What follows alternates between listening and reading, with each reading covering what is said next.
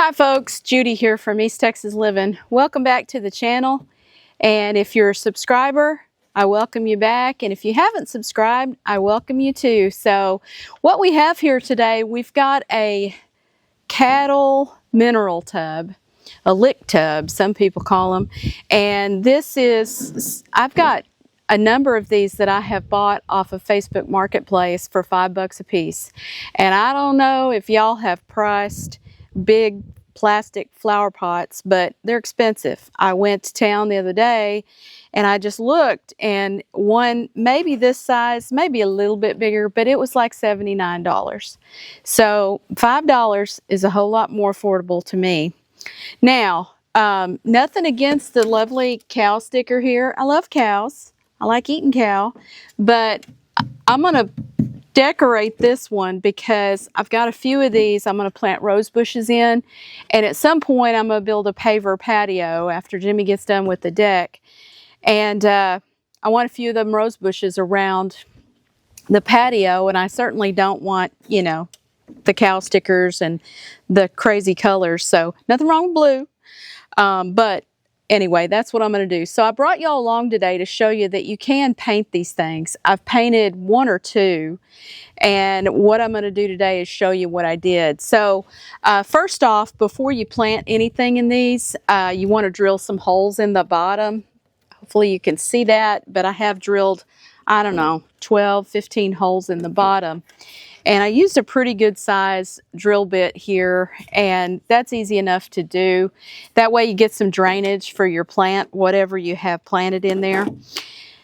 Vital that you do that. So anyhow, and then after that, what I did was on the other ones, wash it down really good, get it clean, and then take some isopropyl alcohol or just regular old alcohol and spritz that on this sticker here and saturate it, and then you can peel it up. There'll still be a little bit of that gooey adhesive residue. Just spritz it again and keep after it, scrape all that off, and then again wash it again with some soapy water. Then make sure it's dry, and then you're ready to paint. And I have done it both ways. I have sanded them, roughed them up with a little bit of sandpaper. This is medium grit. And I have also painted a few without that. And honestly, I can't tell that there is a difference as far as adhesion of the paint. They haven't worn very long. I'll let y'all know after they go through a season or two. But anyhow, so your choice. Again, I've done it both ways. Sanding it, I didn't spend a tremendous amount of time. Just kind of went along and roughed up the sides, and then took a wet cloth and got all of that residue off of there. So hopefully y'all can't hear that in the background. That's our lovely neighbors in the property next door. You know, you buy a piece of property out in the country after doing your time in the city, and we're on about 15 acres here, and I don't know who has moved in toward the rear of our property, but playing music and blowing up tannerite and whatever else they got going on over there. But anyhow, I'm rambling a bit. But anyway, the best part about these things, they're very rugged, very, very rugged. They're thick plastic. And, you know, otherwise they're going to go in the landfill. So if you can pick one up for $5 off of Facebook Marketplace or garage sales or something, people get rid of them all the time, and they're really, really large. I planted in one the other day, one of my rose bushes I got from the Antique Rose Emporium in Brenham, Texas. If y'all haven't heard of that place, you need to check them out. And I planted a Monsieur Tillier rose. It's a heritage rose in this thing. Anyway, and I ended up putting, I want to say, 3 cubic yards of soil. I'll check that for the end of this. And so they take a lot of dirt. They really, really do. And if you don't care to bend over much when you're doing your gardening or checking on things, they're quite large too. They're tall. And I would say they're about 18 inches tall. So that's pretty tall. And then diameter across is about 21 inches, I would say. So They're pretty good sized tubs, and so have a lot of dirt on hand because it's going to take a lot to fill it up. Anyhow, so I'm going to bring y'all along and show you once I get this thing painted, and then y'all can see what a difference it looks like after that's done. So I'm gonna, for the sake of time, I'm gonna go ahead and get these stickers off and come back, and once I have all that done, and then I'll demonstrate the painting process. And all it takes is one of these, and this is paint primer combination, and it says it bonds to plastic, and so far that's been true. And I just got kind of a chocolate brown. You get any color you want. If you want yours hot pink, you know, paint yours hot pink.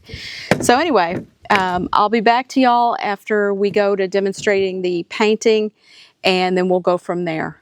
All right, folks, so what we've got here, we've got a clean tub. Holes have been drilled in the bottom, and the stickers have been removed.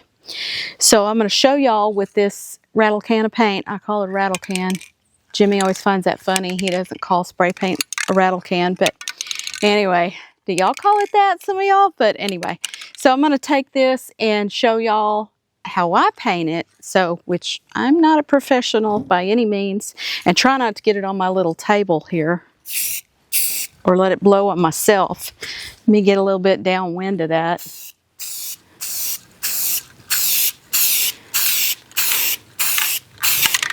So that is the process, folks. And again, if y'all wanted to sand yours, you could. I've done it both ways. Honestly, I can't tell that there's much benefit to sanding, but certainly if you want to do that, you can. I roughed it up.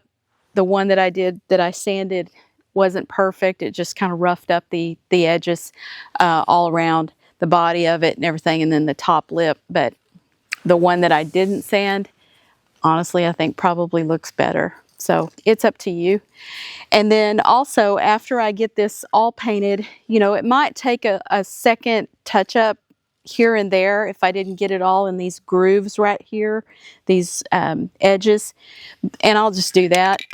So far, this is my fourth mineral tub on, and this is a full can of spray paint, and I've used one other can. So a total of, I'm on my second can, and this is my fourth tub. So it's pretty economical. This, I think, was about $6-7. So, and $5 in the tub. So that's pretty good. So once I get this all painted, I will flip it over and I'll paint the top lip of this thing, and I'll kind of shoot paint up underneath the edge so you don't see any of that blue when it's sitting on the patio. And down in the inside, I'm only going to go down in the inside about that far. In other words, where I anticipate the soil level being once I get dirt in there, because there ain't no point in painting the whole inside. It's just going to be dirt. You ain't never going to see it. So why waste your time? Why waste your paint? So here we go.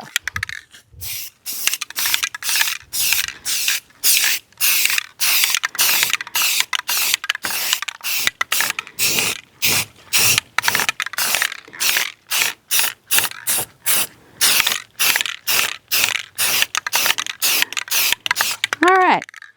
So that's the idea. So I'll bring y'all back once I get this fully painted, and we'll take a look at it, and I'll show you what I mean by the inside and then the edges and all of that. Easy peasy. If I can do it, anybody can do it. All right, while that tub is drying from the paint job, I'll talk a little bit about how much dirt. I need to correct myself on that. I have filled up a couple of those mineral tubs with soil, potting mix, and it takes about 3 cubic feet. 3 cubic feet. I had one bag that is 1 cubic foot of soil, and then I had another type of soil that was 55 quarts, which comes out to be like 1.8 something cubic feet. So about 3 cubic feet. So it takes a lot of potting mix to fill those up, but that gives you an idea of how large they are, and so what a good deal they are for using as a big planter. And I will say this, if you do get one filled up, try to position it where you want it, or maybe put it on rollers or something, because they're very heavy when you go to move them. Or you can use a dolly or a hand truck, as some people would call it, and move that around on your patio. But yeah, they're very heavy to move. So again, while that's drying, I will talk a little bit about my rose bushes. These I ordered from Antique Rose Emporium. That is in Brenham, Texas. And they do specialize in heritage breed roses. Now, these are not heritage, I don't believe. And heritage is, it's been in cultivation for 75 years or something or more. And so I did get the Monsieur Tillier rose, and that is a heritage rose, and it was first cultivated in the late 1800s. And so these are not, this one is a Belinda's Blush. It's very fragrant. And this other one is the Star of the Republic, also very fragrant. I tend to buy rose bushes that smell really nice because, you know, why wouldn't you? So anyway, and my goal is to do a little bit with the rose petals and freeze dry some of those and those kind of things this summer. And lost a bunch of them when we moved up here from the Houston area. But anyway, got these from them. They arrived the night that the freezing rain was rolling in. And FedEx, our local FedEx, had them on their truck for like 3 days. So no fault of Antique Rose Emporium, but I'm hoping that they make it.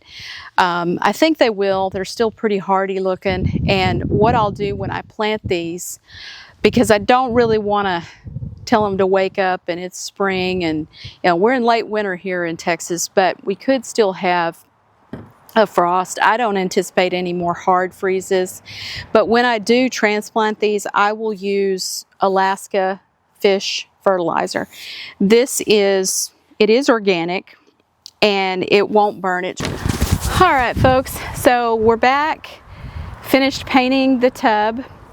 And I mentioned the Alaska fish fertilizer. I'll put that when I newly transplant these rose bushes. It's very mild, won't burn, and you know, later when spring gets to kicking, I'll put some different rose fertilizer on the rose bushes. But anyway, not bad, huh? So again, we talked about the dimensions, we talked about how much soil goes in these things, how heavy they are once you do get them full. So I suggest leaving them in place or having some wheels underneath them or using a dolly. So cheap alternative, and yeah. You tell me what you think and if it's worth it. It took me to paint this thing all of maybe 15 minutes at the most. And you can sand or not sand. I've done it both ways. I think the no sand method is probably just as good. And if I notice some streaky areas or anything gets chipped, I'll just do a little touch up and I think we'll be fine. So one thing I would mention, if you hear the background noise, that's the farm to market road out in front of our house.